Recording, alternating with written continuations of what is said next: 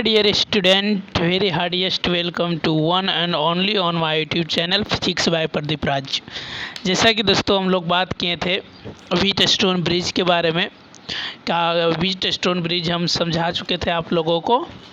Okay, Wheatstone bridge होता क्या है? व्हीटस्टोन ब्रिज में हम बताए थे कि एक अरेंजमेंट होता है।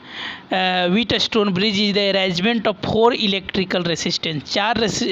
चार इलेक्ट्रिकल रेसिस्टेंस का एक अरेंजमेंट होता है, जिसमें से हम लोग कोई एक रेसिस्टेंस का in the terms of 3 known as resistance, उसको हम लोग फाइंड करते हैं। कोई एक रेसिस्टेंस के, उसको हम लोग व्हीटस्टोन ब्रिज कहते हैं। और याद रखिएगा दोस्तों, हमेशा जो व्हीटस्टोन ब्रिज का सर्किट जो डिज़ाइन किया जाता है, या फिर वह रेक्टेंगल के रूप में, या फिर वह क्वाड्रिलेटरल के रूप में, या फिर स्क्वायर के रूप में किया जाता है। ये जो हम लोग बात कर चुके थे। आइए हम लोग एक इलेक्ट्रिकल रेसिस्टेंस का व्हीटस्टोन ब्रिज का पूरी तरह से ग्राफ देखते हैं। देखिए, एक सर्किट बना रहे हैं। यहाँ पे एक सर्किट है, व्हीटस्टोन ब्रिज का ही सर्किट बनाएंगे, और तो कुछ का बना ही नहीं सकते हैं। चलिए ठीक है, व्हीटस्टोन ब्रिज का सर्किट बनाएंगे, और यहाँ पे एक और ऊपर में लेकर चलेंगे। देखिए इस तरह से पैरेलल, इसका जो है वो पैरेलल होना चाहिए। ठीक है दोस्तों, ये पैरेलल होना चाहिए। ये हमेशा क्या होना चाहिए? पैरेलल होना चाहिए। और यहाँ से जो कनेक्शन होगा, या फिर इस तरह से आप बनाइए। देखिए रेड कलर ले लेते हैं। आइए,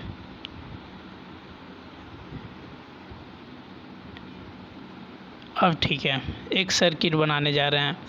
एक सर्किट हम लोग थोड़ा सा ऊपर जाकर इस तरह से 2 रेसिस्टेंस का सर्किट बनाएंगे। कितना रेसिस्टेंस का? 2 रेसिस्टेंस का हम लोग सर्किट बनाएंगे। और एक थोड़ा सा भी नीचे आइएगा तो यहाँ तो बना दीजिए।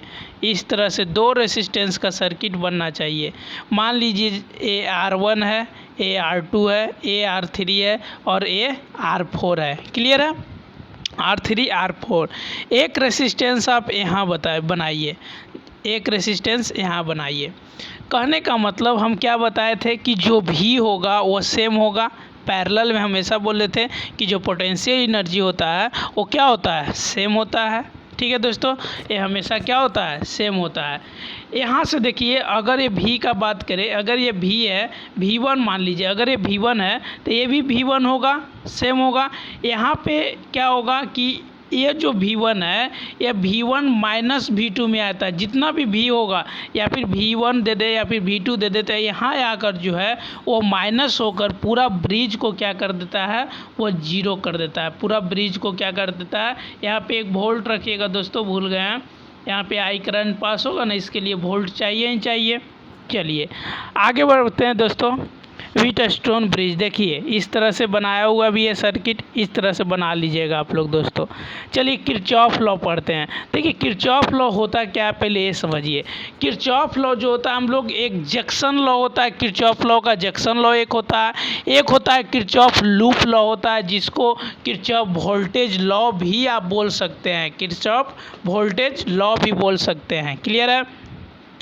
किरचॉफ जंक्शन लॉ पहले समझते हैं क्या होता है। किरचॉफ जंक्शन लॉ पहला फर्स्ट है ये, किरचॉफ जंक्शन लॉ।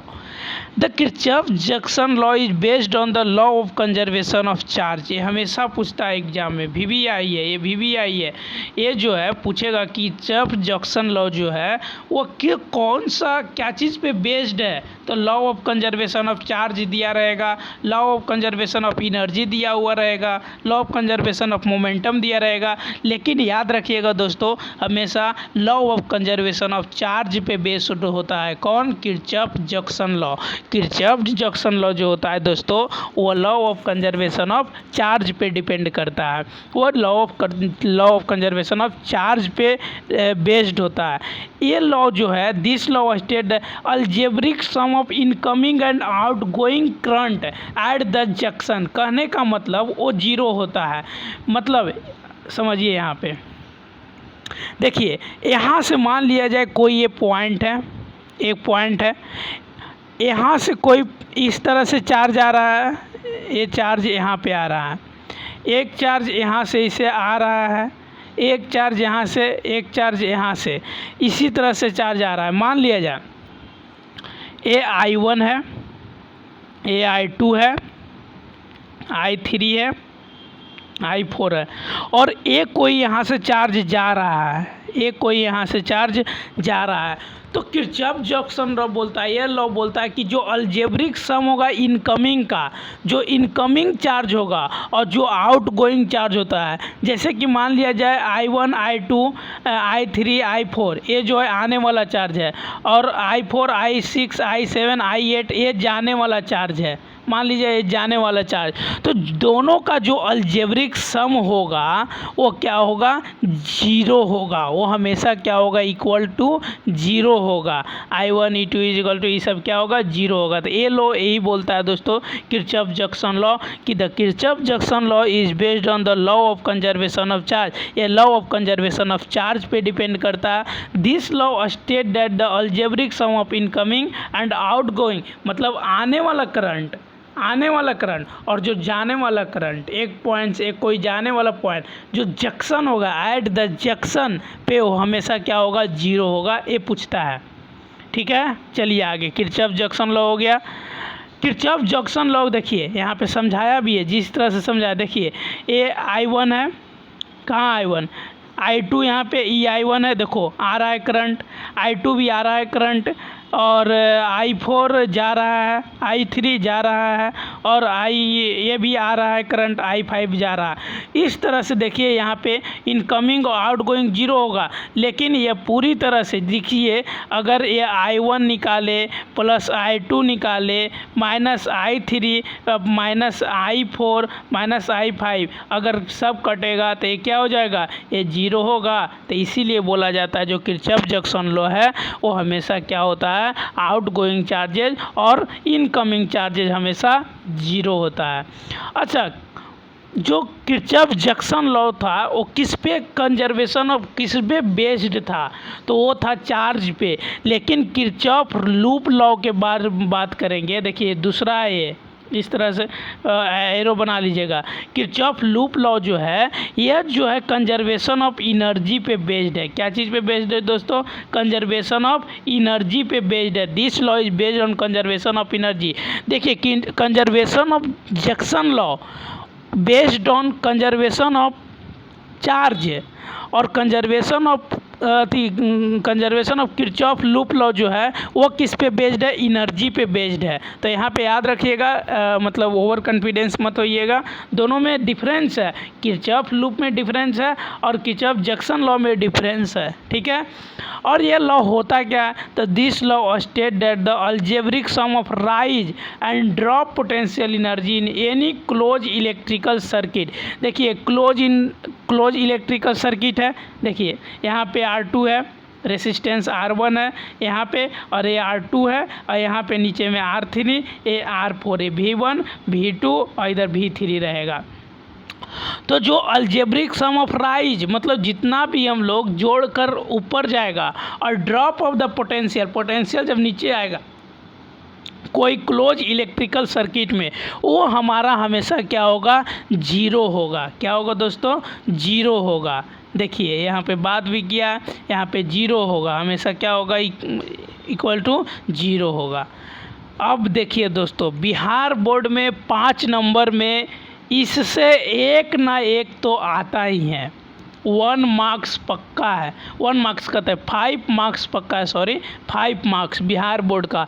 मेरे में अगर बात आए तो हम वोल्ट मीटर हमसे पूछा था, और एक AC पढ़ाएंगे, बाद में AC का बात करेंगे, अल्टरनेटिंग करंट जिसको कहते हैं, वो जो है बहुत इंपॉर्टेंट है। AC हमेशा ये पूछता ही पूछता है, फिक्स है, 100% गारंटी के साथ आपको देते हैं कि ये मीटर ब्रिज नहीं पूछेगा, पोटेंशियोमीटर पूछ सकता है, इसे ऑब्जेक्टिव पूछता है, और गैल्वेनोमीटर और आमीटर और वोल्ट मीटर, ये तीनों चारों से एक ना एक पूछता है दोस्तों। तो हम लोग एक एक बात करेंगे। पहले हम लोग मीटर ब्रिज का ही बात करेंगे कि मीटर ब्रिज क्या कहता है, पूरा डायग्राम आप लोग पूरा कीजिएगा। तो मीटर ब्रिज का हम पहले 2 चीज़ बताएंगे। पहले इंट्रोडक्शन कि मीटर ब्रिज होता क्या है। तो देखिए मीटर ब्रिज जो है दोस्तों, metre bridge is an electrical device. Metre bridge जो है एक ऐसा डिवाइस है, इंट्रोडक्शन में लिखिएगा, जो मीटर ब्रिज है वो एक इलेक्ट्रिकल डिवाइस है which measure the unknown resistance of appliances. जो अननोन रेसिस्टेंस जिसको हम लोग फाइंड नहीं कर सकते, वो रेसिस्टेंस को अगर कोई मतलब वो करता है तो उसको हम लोग क्या कहेंगे, फाइंड करता है, उसको हम लोग मीटर ब्रिज कहेंगे। तो मीटर ब्रिज क्या है, एक इलेक्ट्रिकल डिवाइस है जो क्या मेजर करता है, पूछ देगा इलेक्ट्रिकल जो मीटर ब्रिज है वो क्या मेजर करता है, तो वो मेजर करता है unknown resistance of an appliance. मतलब किसी अप्लायंस, किसी भी इलेक्ट्रिकल थिंग्स में जो अननोन रेसिस्टेंस होता है उसको मेजर करता है, उसको हम लोग मीटर ब्रिज कहते हैं। ये इसका जो प्रिंसिपल है वो व्हीटस्टोन ब्रिज पे काम करता है, ये ना है व्हीटस्टोन ब्रिज है, हाँ। It work on the principle of Wheatstone bridge. जो मीटर ब्रिज है दोस्तों वो कौन सा प्रिंसिपल पे काम करता है, तो व्हीटस्टोन ब्रिज, याद रखिएगा व्हीटस्टोन ब्रिज। जो मीटर ब्रिज होता है वो व्हीटस्टोन ब्रिज पे मतलब उस पे काम करता है, उस प्रिंसिपल पे काम करता है। क्लियर है दोस्तों, चलिए आगे आइए। हाँ, इसका फिगर देखिए दोस्तों, इसका फिगर जो है बहुत इम्पोर्टेंट है। ये अगर 5 नंबर में पूछता है मीटर ब्रिज, ऐसे पूछता नहीं है, ये हम बोल रहे हैं मीटर ब्रिज पूछता नहीं है। देखिए मीटर ब्रिज से ये पूछता है कि ये किस पे वर्क करता है, प्रिंसिपल कौन सा प्रिंसिपल पे काम करता है, तो कौन सा प्रिंसिपल पे काम करता है, व्हीटस्टोन ब्रिज। जो व्हीटस्टोन ब्रिज हम पढ़ा चुके हैं, पढ़ाए ना, व्हीटस्टोन ब्रिज पे काम करता है दोस्तों। चलिए आइए सबसे पहले बात हम लोग करते हैं कि इसका फिगर देख लीजिएगा, बना लीजिएगा। इसका जो मेन है ये है वर्किंग प्रिंसिपल। वर्किंग प्रिंसिपल बहुत है, ये जो कनेक्शन जो लिखे हैं सारा क्या क्या यूज किए हैं, अप्लायंस यूज किए हैं।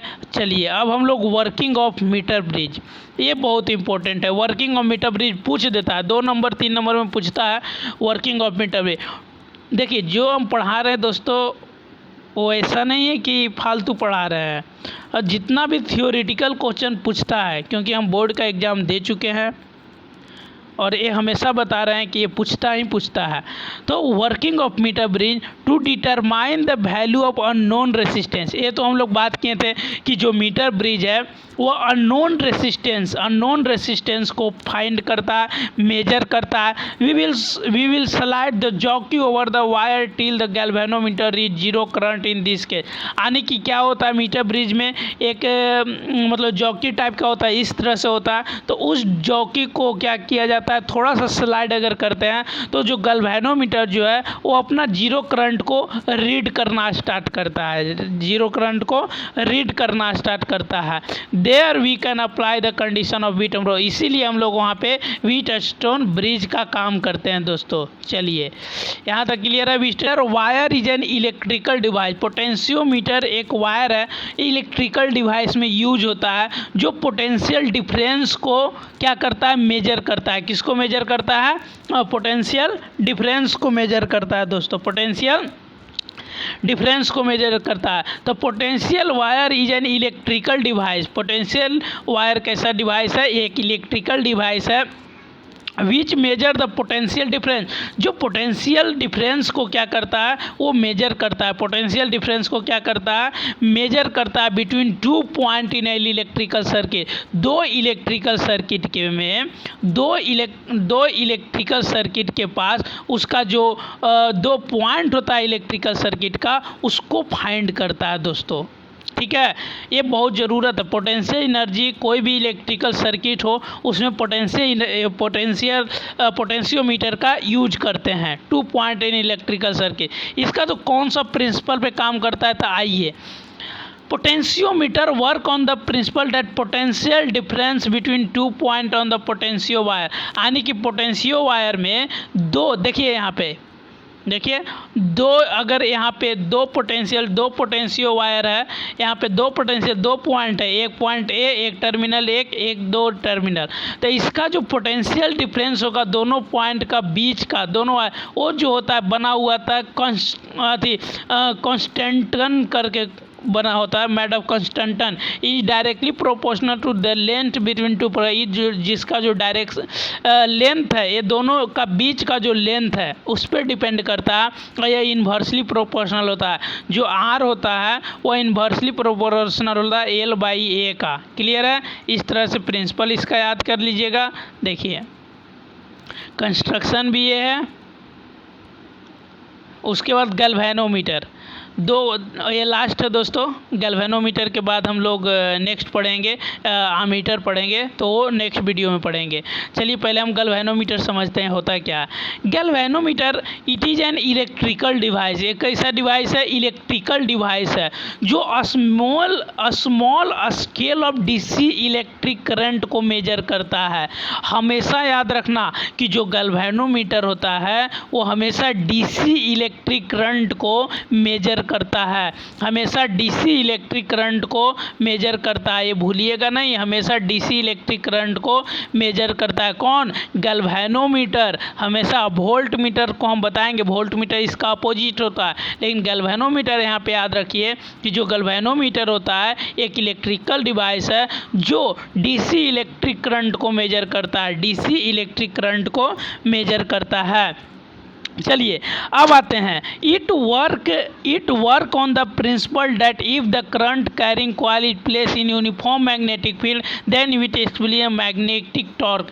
कहने का मतलब है दोस्तों कि अगर हम लोग इसको इस चीज़ को गैल्वेनोमीटर को, इस गैल्वेनोमीटर को, ये तो हम पहले ये बताया क्या डीसी इलेक्ट्रिक करंट पे डिपेंड करता है, और इसका जो प्रिंसिपल है it work on the principle that if A current carrying coil is place in uniform magnetic field. अगर हम लोग यूनिफॉर्म मैग्नेटिक फील्ड में गैल्वेनोमीटर का यूज करते हैं, जब यूनिफॉर्म मैग्नेटिक फील्ड में अगर हम लोग गैल्वेनोमीटर का यूज करते हैं तो वहाँ पे जो गैल्वेनोमीटर होता है वो मैग्नेटिक टॉर्क को एक्सपीरियंस करता है। वहाँ इसको पता चलता है मैग्नेटिक टॉर्क को वहाँ पे एक्सपीरियंस करता है। कौन? गैल्वेनोमीटर। जो ए होता है इसका इस तरह से टॉर्क जो होता है, टॉर्क बराबर हो जाएगा म्यू और इंटू बी। बी क्या है? मैग्नेटिक फील्ड है ये। ठीक है, क्लियर है? तो ये फार्मूला याद रखिएगा, उस वेक्टर हटाइएगा तो हो जाएगा यू बी साइन थीटा। इसका कंस्ट्रक्शन देख लीजिए दोस्तों, समझा देते हैं कंस्ट्रक्शन। देखिए ये मैग्नेट है, ये क्या है? मैग्नेट है।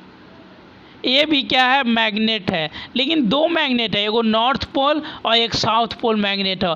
और जो बीच वाला है दोस्तों, ये वाला एक रॉड होता है। क्या होता है? रॉड होता है। इस तरह से सस्पेंडेड गैल्वेनोमीटर, तो यहाँ से दो वायर निकाला जाता है, एक पॉजिटिव वायर और एक नेगेटिव वायर निकाला जाता है। ये कंस्ट्रक्शन याद कर लीजिएगा, अगर पूछता है तो बना दीजिएगा। यहाँ पे समझाया भी है कि in moving coil galvanometer there is a hollow conducting cylindrical drum. बोले थे कि एक हॉलो कंडक्टर सिलेंड्रिकल ड्रम होता है जो एक रड ब्रॉन्ज मेटेलिक वायर से इस तरह से दोनों, जैसे सिलेंड्रिकल रड है, this is the cylindrical rod, और इसमें इस टाइप से रहता है, इसको इस तरह से, and whose lower end is supported with the line string and fix between north and south pole. और ये नॉर्थ पोल और ये साउथ पोल, और यहाँ पे सिलेंडर दोनों को इस तरह से फिक्स किया जाता है। ठीक है, there are an number of term rapid over cylindry. और ये जो सिलेंड्रिकल ड्रम होता है, यहाँ पे रैपिड वायर, इस तरह से रैपिड वायर क्या होता है, हम ये बहुत सारा वायर लपटा हुआ रहता है। ठीक है, अब देखिए वर्किंग ऑफ गैल्वेनोमीटर, ये काम कैसे करता है ये देखिए। When ever an electrical current passes through the coil of galvanometer, अगर जो हम बोले थे दोस्तों कि जो वायर लपटा रहता है, कॉइल जो लपटा हुआ रहता है, उससे जब इलेक्ट्रिक करंट पास होता है, गैल्वेनोमीटर कॉइल से जब इलेक्ट्रिक करंट पास होता है, तब ये मैग्नेटिक टॉर्क जो होता है, ये मैग्नेटिक टॉर्क को एक्सपीरियंस किया जाता है। तब जाकर फार्मूला ए वाला बनता है कि यू बी साइन थीटा, या फिर आई ए एन कहने का मतलब नंबर ऑफ कॉइल, और ये साइन थीटा, इस तरह से होता है, ये काम करता है गैल्वेनोमीटर। क्लियर है दोस्तों? तो यहाँ पे वर्किंग ऑफ गैल्वेनोमीटर का काम कर लीजिएगा। ठीक है।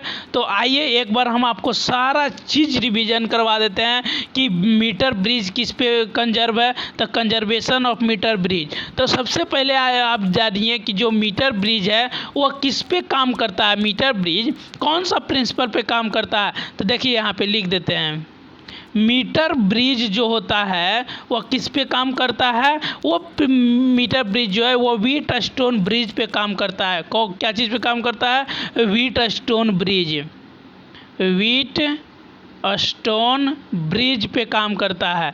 अच्छा दूसरा क्या बताएं, दूसरा हम लोग क्या बताएं, दूसरा हम बताएं क्या, गैल्वेनोमीटर नहीं, पोटेंशियोमीटर बताएं। उसके बाद पोटेंशियोमीटर में क्या बताएं, पोटेंशियोमीटर में बताए थे कि ये किसी प्रिंसिपल पे काम नहीं करता, लेकिन इसका जो दो डायरेक्टली प्रोपोर्शनल होता है लेंथ का, उस पे काम करता है। लेकिन गैल्वेनोमीटर किस पे काम करता है, it carrying coil of the galvanometer, उस पे लपटा हुआ रहता है इस तरह से। उस पे जब इलेक्ट्रिक जब करंट जाता है, उस कॉइल से गुजरता है, करंट गुजरता है, तो वहाँ पे क्या होता है कि वह मैग्नेटिक टॉर्क को एक्सपीरियंस करता है, वो अपना इफेक्ट वहाँ दिखाता है। चलिए थैंक यू दोस्तों।